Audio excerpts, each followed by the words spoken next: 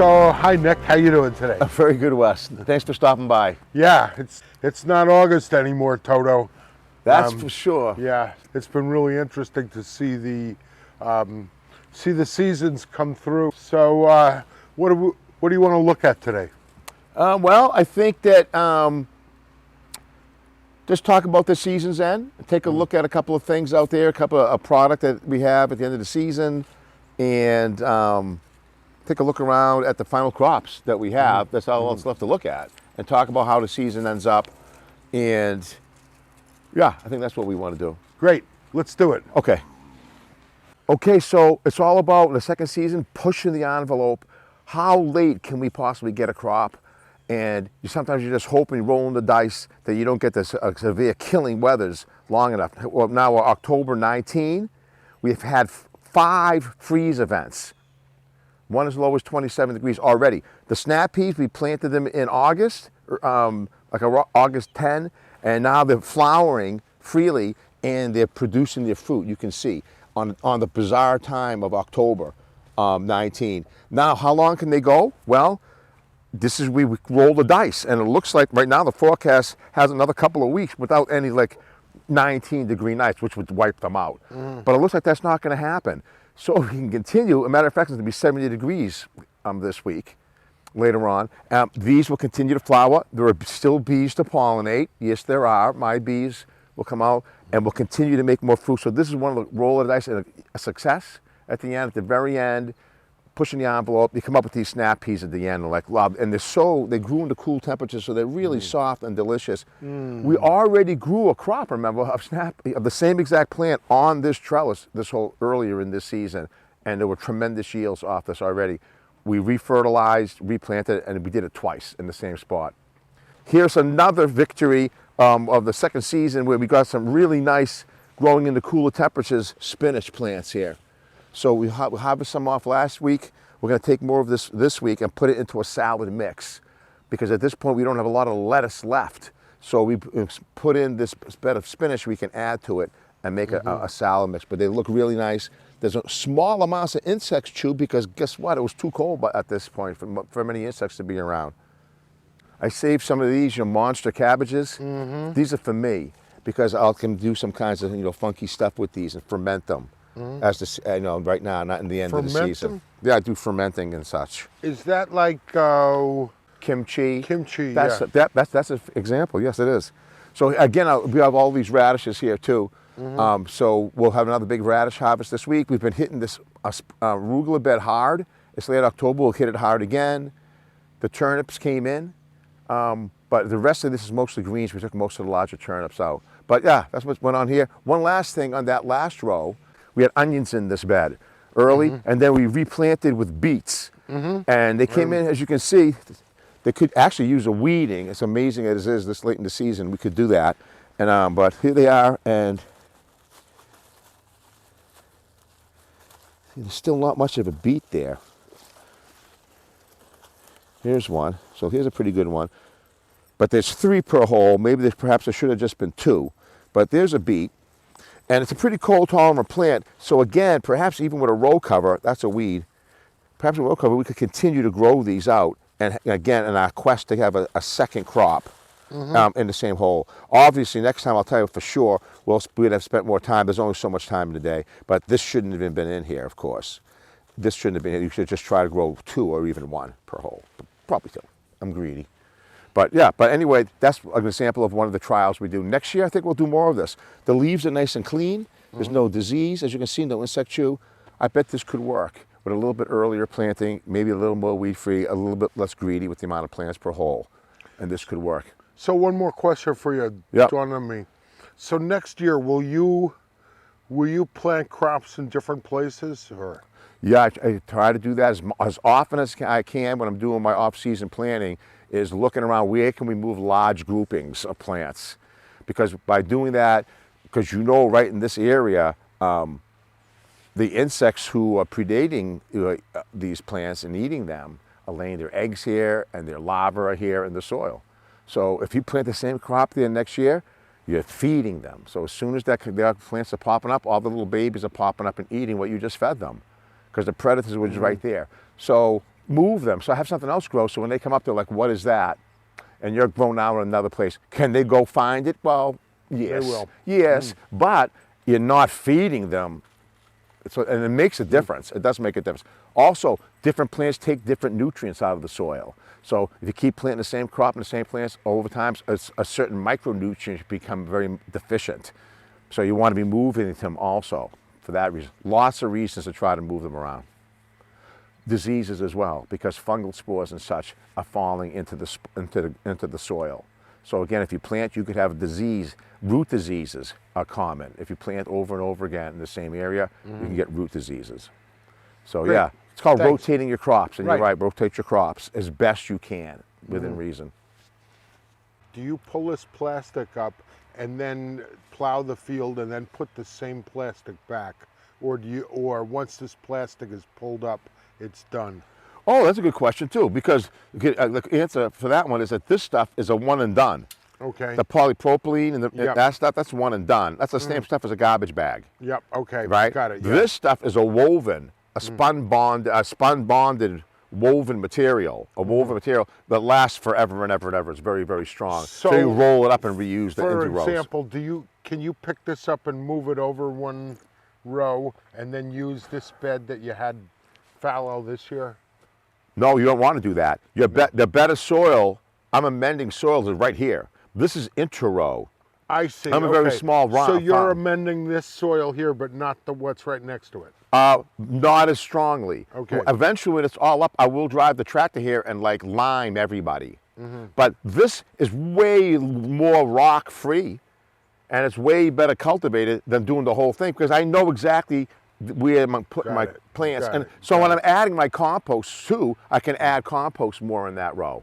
I only want to give greens to people that haven't been sprayed. Sure. That's my big thing. Is this running? Yep. Good. Because that's my big thing is once I have to spray them, as great as it would have been to have the kale, no, I'm not going to give it to you. I tried killing these aphids with organically approved sprays, really mild stuff, soaps.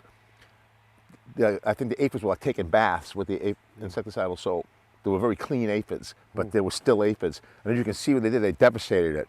So I eventually came in and used something else and killed them. And now I have a very strong opportunity to overwinter these plants. This is a strong plant, so I'll let them grow back. Some of them will be dead, many of them are alive. And I'll let them, I won't eat any of it, but I will continue to care for them through the winter, and I'll put straw on them and cover them up after the tops die. Oftentimes, what I will do, because I've been doing it this way now, is I put one of those white, you've probably seen them, most look at them, a white polypropylene cover over the top. Maybe we looked at that before. And then you put the straw on top of that. So then you can pull the tarp and it pulls the straw back a couple times during the winter when it gets warm out. And the plants, believe it or not, they stay alive the whole time. And then in the spring, they will regrow. And they'll make new lush growth. And that's the stuff that we can harvest and eat. Wasn't that the stuff we had on the pre-harvest harvest? The bonus harvest. So if you look here, I wanted to show you, here's pushing the envelope where we got caught. And these plants were so close, you could see all the tiny baby fruit they were making. These are green beans. And they got caught by a freak frost. Between the day it was 60, and then that night it was 27. It was forecasted to be like 34, but it went to 27. Then the next day it was 71. That was last week. And between those 2 days, these beautiful plants got whacked. These green beans, I was going to be able to surprise people with big bags of green beans, but not everything is a hit. Well, here's one. See what this was going to be a lot of these provided beans. This little plant right here has got probably 15 fruit I can see on it. But that one didn't happen. The snow peas did. They survived the same frost. These did not. They're lower to the ground. They got caught by the frost. You win some, you lose some. Yep, that's it. We win more than we lose. Because, look at these dogs. They're doing a good show, too. This will be good. So today is the 19th of October, and you're still bringing in crops. So yeah, we had 26 distinct items on week 19. So we'll have a little less than that maybe, or right around that number for week 20. Was it a good year? I think I'm gonna say it was a very good year. The members have been happy that I've spoken to. I've been out there, I see people and they seem pleased with what we've offered in both the amount of different product and the quantity of each product and the quality of the product. And so I think that we rose, that we went high with the amount of product. We got quickly to a large number of products and then kept that number high all through the whole season, right to the end. And that's our goal. And I think we achieved that. And what would you say your biggest successes were? The pepper plants were really amazing, and because they're subtropical plants and the conditions were perfect for them. There are other years where it's been cool and dreary in the spring and the peppers just don't do much. But this was like exactly pepper climate. This season, the hot, but I'm able to give them irrigation with the plastic cover because of our growing technique, drip irrigation, and they're growing on black plastic, so it keeps the moisture in. So they become just pepper making machines, and we just couldn't get them off the plants fast enough, as you know. I know. Yeah, so I would say the peppers were big beneficiaries. The tomatoes were too, because we were able to keep them well irrigated, and so the yields were high and higher than usual on the tomatoes. Even our field grown tomatoes, the Amish paste tomatoes, were very successful too, and they were even in the field. I guess I'm into red because my favorites of the season were definitely strawberries, Oh yeah, there was a huge yield on the strawberries. apples, Yep, yeah, and they're still coming. and tomatoes. Yep. So Yeah. Blueberries did quite well this year. The They- blueberry bushes came in strong this year too. they early were on, I delicious. recall. They were great. What didn't do as well? First thing that jumps out is the potatoes, as I would expect, is that we're irrigating them as much as we could during the summer, during the droughts and the intense heat. Remember, it wasn't just drought; it was so hot.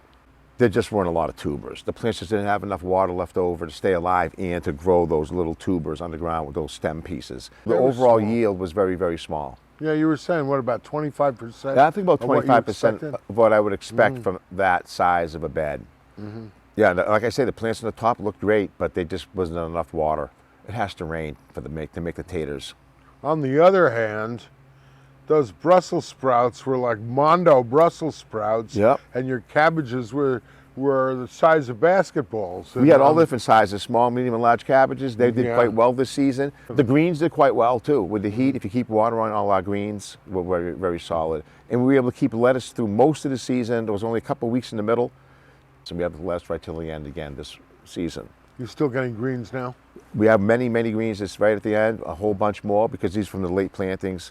So then now this is where we go like the turnip greens, beet greens, and you have your kale and your Swiss chard and mustard greens and lettuce and spinach and arugula. So that's 8. Excellent. And you want to talk at all about any of the other, people who work for you, for example? Or Well, I always want to talk about the people who work for me, but just how great they work for me. And Lauren, Grace, and Shelby, 3 young ladies who worked for me this season, just took so much care and ownership, for what we did. That they cared so much about it and making it look right and getting the planting and the harvesting and the packaging just right. That's why everything is as great as it is. And I really like the community aspect of this. Yeah. I like that I'm getting my groceries from the next hill over.